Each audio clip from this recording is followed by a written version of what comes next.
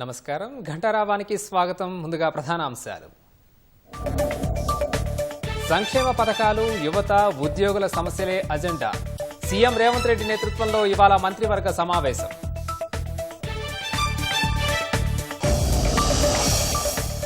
₹22,000 కోట్లతో 13,000 కిలోమీటర్ల రహదారుల అభివృద్ధి.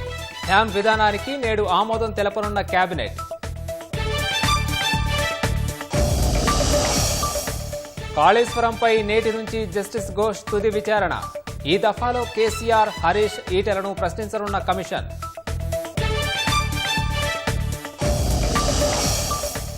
సీజనల్ వ్యాధులపై అప్రమత్తంగా ఉండాలన్న సర్కార్. ఔషధాలు, కిట్లు కొనుగోలు చేయాలని మంత్రి దామోదర ఆదేశం.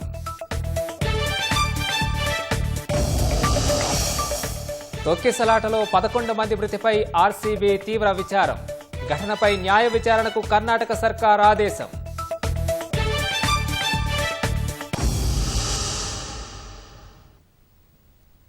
కీలక అంశాలపై చర్చించేందుకు రాష్ట్ర మంత్రివర్గం ఇవాళ సచివాలయంలో సమావేశం జరగనుంది. మధ్యాహ్నం 3 గంటలకు ముఖ్యమంత్రి రేవంత్ రెడ్డి అధ్యక్షతన కేబినెట్ భేటీ జరగనుంది. రాజీవ్ యువ వికాసం, ఇందిరమ్మ ఇళ్లు, ఉద్యోగుల పెండింగ్ సమస్యలు, వానాకాలం సాగు తదితర అంశాలపై కేబినెట్ చర్చించనుంది. సంక్షేమ పథకాల అమలు సహా కీలక అంశాలపై ఎజెండా ఇవాళ మంత్రివర్గం సమావేశం జరగనుంది. రాజీవ్ యువ వికాసం, ఉద్యోగుల సమస్యలు, హ్యామ్ రహదారులు, కాళేశ్వరం ప్రాజెక్టులపై ప్రధానంగా చర్చ జరిగే అవకాశం ఉంది. రాజీవ్ యువ వికాసం పథకంలో 5 లక్షల మందికి లబ్ధి చేకూర్చాలని ప్రభుత్వం భావించగా అంచనాలకు మించి సుమారు 16.5 లక్షల దరఖాస్తులు వచ్చాయి. మొదటి విడతలో ₹1,00,000 వరకు కేటగిరీ లబ్ధిదారులకు రాష్ట్ర అవతరణ దినోత్సవాన ప్రారంభించాలని భావించినప్పటికీ గందరగోళం తలెత్తే అవకాశం ఉన్నందున వాయిదా వేశారు. మరికొంతమందికి లబ్ధి చేకూర్చేలా నిర్ణయాలు తీసుకునే అంశంపై చర్చించే అవకాశం ఉంది. ఇందిరమ్మ ఇళ్ల పథకంలో నియోజకవర్గానికి 3,500 ఇళ్లు మొదటి విడతలో ఇచ్చేందుకు కసరత్తు జరుగుతోంది. ఇప్పటికే సుమారు 2.5 లక్షల మంది మంజూరు పత్రాలు ఇచ్చారు. ఇందిరమ్మ ఇళ్లకు ఇసుక, ఇటుక, స్టీలు, ఇతర నిర్మాణ సామాగ్రిని అందుబాటులో చౌక ధరలకు అందించే అంశంపై చర్చించనున్నట్లు తెలుస్తోంది. ప్రభుత్వ ఉద్యోగులకు పెండింగ్ డిఏలు, ఇతర అంశాలపై కీలక నిర్ణయాలు తీసుకునే అవకాశం ఉంది. వానాకాలం సాగు సన్నద్ధత, రైతు భరోసాపై చర్చించనున్నట్లు సమాచారం. రాష్ట్రంలో హ్యామ్ పద్ధతిలో రోడ్ల నిర్మాణంపై చర్చించనున్నారు.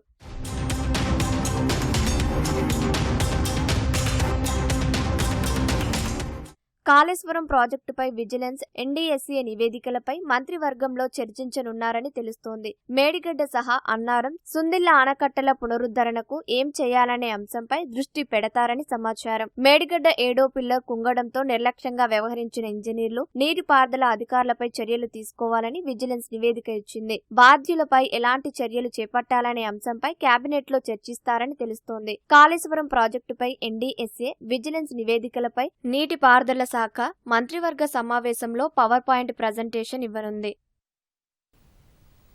రాష్ట్రంలో పట్టణ, గ్రామీణ రహదారుల రూపురేఖలు మారనున్నాయి. రోడ్ల ఉన్నతీకరణ కోసం చేపట్టనున్న భారీ ప్రాజెక్టుకు మంత్రిమండలి ఇవాళ ఆమోదం తెలపనుంది.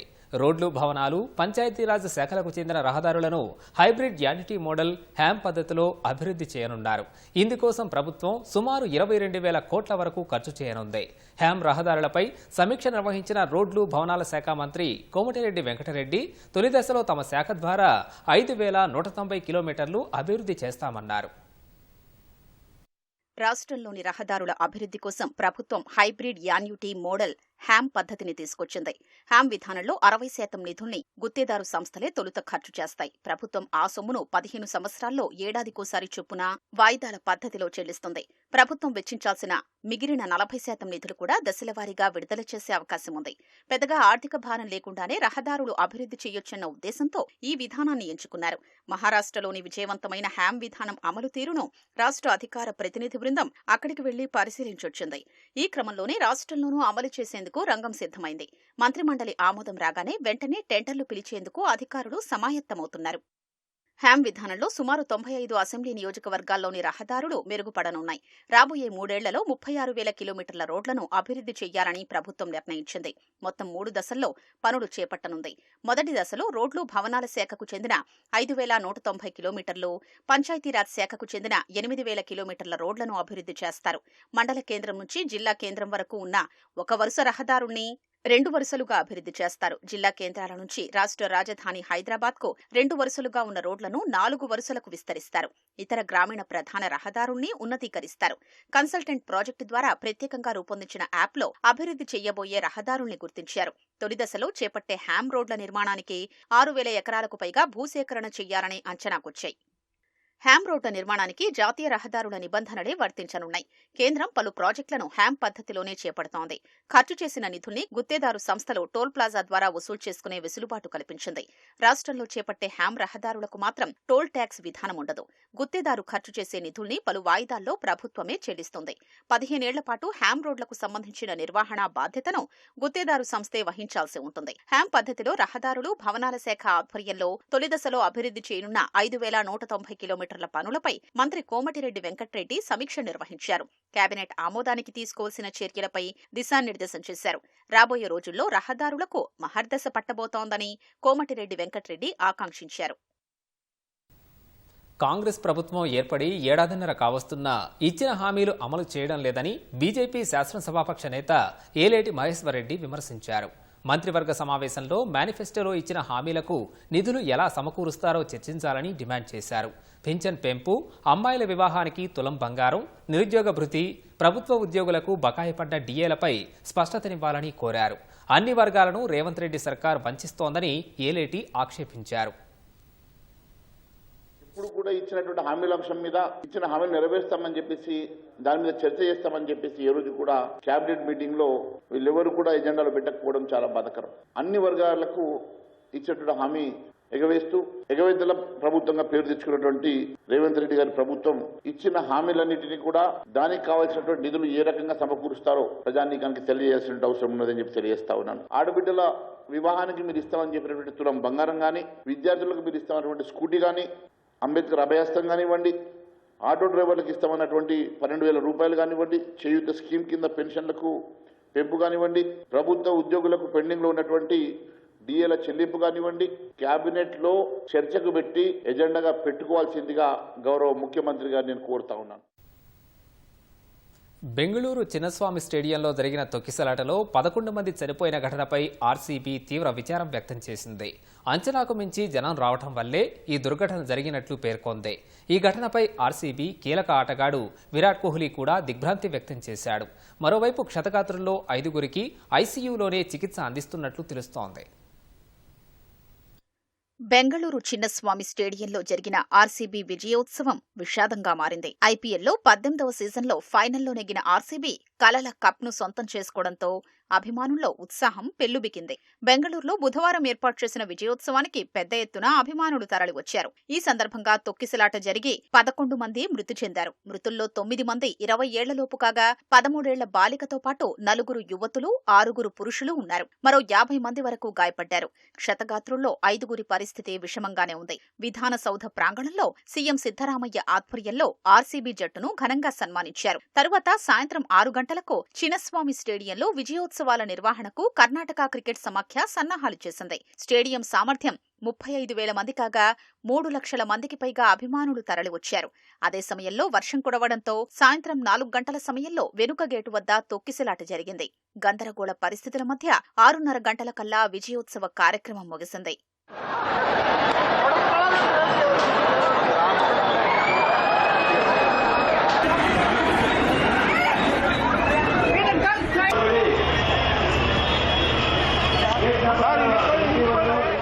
తొక్కిసలాట ఘటనపై ఆర్సీబీ తీవ్ర విచారం వ్యక్తం చేసింది.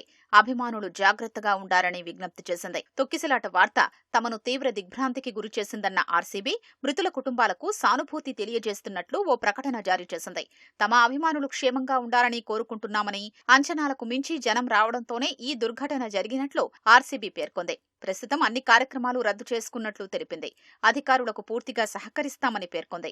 చిన్నస్వామి స్టేడియంలో జరిగిన తొక్కిసలాట ఘటనపై స్పందించిన కోహ్లీ తనకు మాటలు రావటం లేదంటూ ఇన్స్టాగ్రామ్లో పోస్ట్ చేశారు. ఈ ఘటనపై రాష్ట్రపతి ద్రౌపది ముర్ము, ప్రధాని మోదీ, కాంగ్రెస్ అధ్యక్షుడు ఖర్గే, బీసీసీఐ కార్యదర్శి ప్రగాఢ సంతాపం వ్యక్తం చేశారు. వేడుక ఏదైనా మనిషి ప్రాణం కంటే విలువైంది కాదని ప్రతిపక్ష నేత రాహుల్ గాంధీ వివరించారు. ప్రజా కార్యక్రమాల్లో భద్రతా ప్రోటోకాల్ను పగడ్బందీగా అమలు చేయాలని డిమాండ్ చేశారు. మృతుల కుటుంబాలకు 10 లక్షల రూపాయల ఎక్స్గ్రేషియా ప్రకటించిన కర్ణాటక ప్రభుత్వం ఈ ఘటనపై న్యాయ విచారణకు ఆదేశించింది.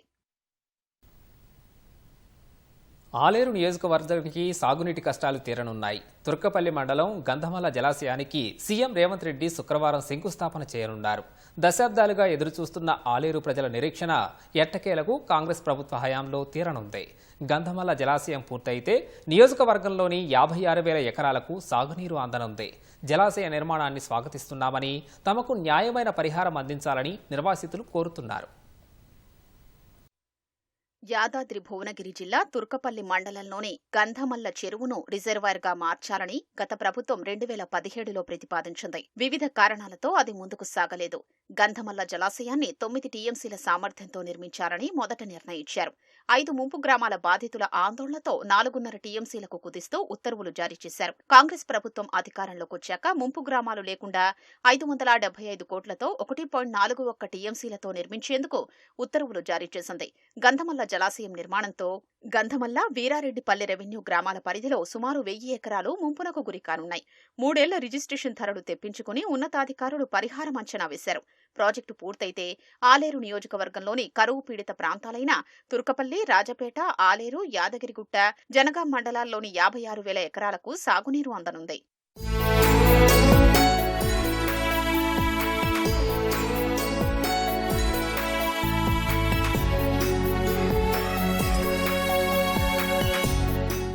గంధమల్ల జలాశయం నిర్మాణానికి సుమారు 1000 ఎకరాల భూమిని సేకరించాల్సి ఉంటుంది. తొలుత జలాశయం కట్ట నిర్మాణానికి అవసరమైన భూమిని రైతుల నుంచి సేకరించాలని నిర్ణయించారు. 3 కిలోమీటర్ల మేర కట్ట పనుల కోసం 112 ఎకరాల భూమి అవసరమని గుర్తించారు. జలాశయంలో భూములు కోల్పోతున్న రైతులు మాత్రం తమకు భూమికి భూమి ఇవ్వాలని, లేదంటే ఎకరాకు 50 లక్షలు పరిహారం ఇవ్వాలని పట్టుబడుతున్నారు. ఊరు ఉంటది అనబట్టే జాగ పోతుంది. ఏం చేసుకొని బతకాలి? 2 పంటలు వండుతాయి, పత్తి వండుతుంది. రైతులం మేము, ఏం లేనోళ్ళం. ఆ భూమి చూసుకుంటా, ఊరు చూసుకుంటా ఈ ఊళ్ళు ఉన్నోళ్ళం. ఇంతవరకు పట్నం వెళ్ళలే, ఓ పల్లెకి వెళ్ళలే. ఈ ఊర్లోనే పని చేసుకుంటా బతున్నాం. భూమి పోయినాక మేము ఏం చేసుకొని బతకాలి? తాతలు ముత్తాతలు సంపాదించిన భూమి మాకెంత కలకాలు ఉంటది. మా పిల్లలు ఎట్లా బతకాలి?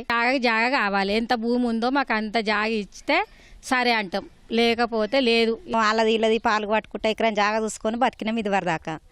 అర్ధ ఎకరం మునిగిపోయినా ఇంకో అర్ధ ఎకరం బయట వేరే వాళ్ళది కావులకో పాలకో తీసుకొని బతికినాం. ఇప్పుడు ఉన్నాయి అర్ధ ఎకరం పోయినాక మేము ఏం తినే బతకాలి సార్?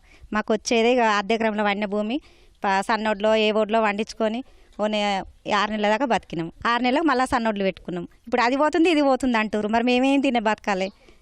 ఈ చెరువు కట్టిరనుకో ఇల్లు ఉండదు మాది. ఇప్పటికే నీళ్లు కాలువపుంట పోతున్నాయి అనుకో, దడదడ అంటది. ఉన్న గోడలు కూడా పరవట్టినాయి. ఆ ఇల్లు కూడా ఉండదు సార్ మాది. ఎక్కడ పోవన్నా ఎక్కడ ఎలా కొడతావో. మాకు గంధమల్ల పోతుంది కాబట్టి మాకు జాగాలు ఇవ్వాలి, లేకుంటే మాత్రం మేము ఇయ్యనికి సిద్ధం లేము. మాది మొత్తం తరి పొలం, పంటలు పండితేనే బతుకుతాం, లేకుంటే మాత్రం బతకనికి లేదు. ఈ స్థలం మాకు జాగిస్తే మాకు సరిపోతుందని మేము విజ్ఞప్తి చేస్తున్నాము. ఏదో కూలి చేసుకొని బట్టులేం. బయట కూలి చేసుకొని బతకాలన్నా కూడా ఉన్నది పోతుంటే మేము బయటకు వెళ్ళి ఎక్కడ బతకగలుగుతాం? మా ఊరు కట్టుకొని ఊరుంటే ఏదో చిన్నపాటి పని చేసుకొని మా పిల్లలను చదివిపించుకుంటా ఇక్కడనే ఊరు చూసుకుంటూ ఉంటాం. ఇక్కడ చెల్లగొడితే మేము ఆడు బయట మేము బతాము, ఏం చేసుకోగలుగుతాం? గంధమల్ల రిజర్వాయర్ నిర్మాణంలో భూములు కోల్పోతే తమ పిల్లల భవిష్యత్ ఏంటని ప్రశ్నిస్తున్నారు. ప్రస్తుతం మార్కెట్లో భూమి విలువ ప్రకారం న్యాయమైన పరిహారం చెల్లించాలని కోరుతున్నారు. ఇక ఇప్పుడు మళ్ళీ మాకు భూమి పోతే మేము ఎక్కడ బతకాలి? 40 లక్షలు ఇస్తే మాకు భూమి ఆడ దొరకది. మాకు ఖచ్చితంగా మాకు భూమి అన్న కావాలి. కాకపోతే ఒక లెక్క తిరిగి ఇవ్వాలి పైసలు. మరి 20 లక్షలు 25 లక్షలు అంటే ఎక్కడికి వెళ్ళి బతాం మేము? చెప్పు. భూమి పోతుందంటే మళ్ళీ మరి రేపు మా పిల్లల భవిష్యత్ ఏంది? ఆలోచన చేసి లెక్క తిరిగి ఇది. మాది చిల్లర భూమి నష్టపోతుంది. ఆ నష్టపోయినందుకు మాకు పరిహారం ఏమి చూపిస్తారో అది మాకు చెప్పగలరని కోరుతున్నాము. మాకు 50 లక్షలు ఇవ్వమని మేము చేస్తా ఉన్నాం. 3 ఎకరాల భూమి మాది నష్టపోతుంది. 3 ఎకరాల భూమి పోతుంది. షెడ్ ఉంది, ఆవులు ఉన్నాయి, బోర్ ఉంది, బావి ఉంది. అవన్నీ పోతున్నాయి. ఎట్లా బతకాలి సారు? 50 లక్షల డిమాండ్ చేస్తే మీరు 18 లక్షలు ఇస్తాంటారు. మాకు మేము ఎక్కడ బతకాలి? ఎటు పోవాలి? భూమి అన్ని ఇది లేకపోతే పైకమన్నా ఎక్కువ చేయండి సారు. 30 ఎకరాల జమీను మాది పోతుంది. మాకు ఏమి ఇచ్చినా కోట్లు అమ్ముతుంది బయట. మాకు నష్టం జరగకుండా ఇవ్వాలి సారు. వ్యవసాయం పనికి తప్పించి ఏమి రాదు. గంధమల్ల రిజర్వాయర్తో ఆలేరు నియోజకవర్గ ప్రజల చిరకాల ఆకాంక్ష నెరవేరబోతోందని ప్రభుత్వ విప్ ఆలేరు ఎమ్మెల్యే బీర్ల ఐలయ్య అన్నారు. భూ నిర్వాసితుల్ని అన్ని విధాలా ఆదుకుంటామని హామీ ఇచ్చారు. ఆ భూ నిర్వాసితులకు కూడా తప్పకుండా అన్ని విధాల ప్రభుత్వం ఆదుకుంటుంది, తగిన రేట్ ఇస్తానని చెప్పి గంధమల్ల ప్రజలకు కూడా మాట ఇవ్వడం జరుగుతుంది. సుమారు 15 మండలాలు 50,000 ఎకరాలు ఇక సాగులోకి వస్తుంది కాబట్టి అంత మంచి ప్రాజెక్ట్ ఇచ్చినటువంటి ముఖ్యమంత్రి గారికి మంత్రులకు ప్రత్యేకంగా ఆలేరు ప్రజలకు ధన్యవాదాలు తెలియజేస్తున్నాను. ముఖ్యమంత్రి రేవంత్ రెడ్డి పర్యటన కోసం అధికారులు ఏర్పాట్లు చేస్తున్నారు. బహిరంగ సభ పనుల్ని ఆలేరు భువనగిరి ఎమ్మెల్యేలు బీర్ల ఐలయ్య, కుంభం అనిల్ కుమార్ రెడ్డి పరిశీలించి పలు సూచనలు చేశారు. తుర్కపల్లి మండలం తిరుమలపురం గ్రామం వేదికగా 1500 కోట్ల నిధులతో పలు అభివృద్ధి పనులకు సీఎం శ్రీకారం చుడతారని నేతలు తెలిపారు. ప్రభుత్వ ఆసుపత్రుల్లో నిరంతర విద్యుత్ సరఫరా ఉండేలా చర్యలు తీసుకోవాలని వైద్యారోగ్య శాఖ మంత్రి దామోదర్ రాజనరసింహ అధికారులకు దిశానిర్దేశం చేశారు. సర్కారు దవాఖానాల్లో నిరంతరం విద్యుత్ సరఫరాపై సచివాలయంలో ఉన్నత స్థాయి సమీక్షా సమావేశం నిర్వహించారు. రాష్ట్ర వ్యాప్తంగా జనరేటర్ సౌకర్యం లేని ఆసుపత్రుల్లో వెంటనే ఆటోమేటెడ్ జనరేటర్లను సమకూర్చుకోవాలని ఆదేశించారు. వానాకాలంలో సీజనల్ వ్యాధుల నియంత్రణ కోసం ముందస్తు చర్యలు తీసుకోవాలన్నారు. డెంగ్యూ, మలేరియా, చికెన్ గున్యాతో పాటు కోవిడ్ టెస్ట్ కిట్స్, అవసరమైన మందుల్ని కొనుగోలు చేయాలని అధికారులను ఆదేశించారు. అధికారులు సమన్వయం చేసుకుని పరిసరాల పరిశుభ్రతపై అవగాహన కల్పించాలన్నారు. అవసరమైన మందులను వెంటనే కొనుగోలు చేయాలని మంత్రి దామోదర్ రాజనరసింహ తెలిపారు.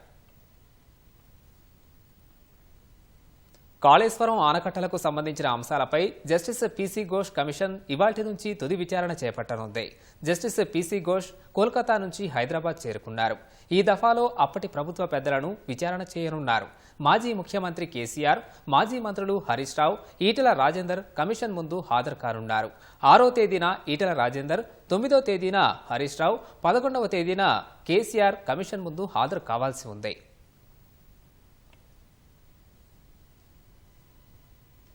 దేశాన్ని సుదీర్ఘంగా పాలించిన కాంగ్రెస్ కులగణన చేయడంలో విఫలమైందని బీజేపీ రాజ్యసభ సభ్యుడు లక్ష్మణ్ విమర్శించారు.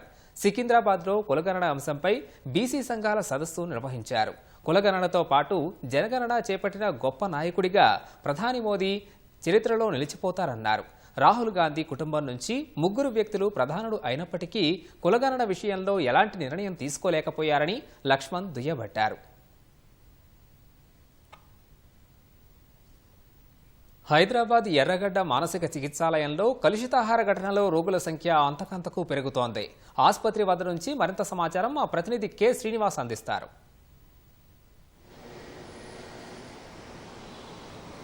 ఎర్రగడ్డ మానసిక చికిత్సాలయంలో కలుషిత ఆహారం ఘటనపై అధికారుల విచారణ కొనసాగుతుంది. దీనిపై ఇప్పటికే పోలీసులు కేసు నమోదు చేసిన పరిస్థితి. అయితే డైట్ కాంట్రాక్టర్ జైపాల్ రెడ్డిపై పోలీసులు కేసు నమోదు చేశారు. ఆహారం సరఫరా చేసే ఇతను కలుషితమైన ఆహారం సరఫరా చేశాడనే కోణంలో అయితే దర్యాప్తు కొనసాగుతుంది.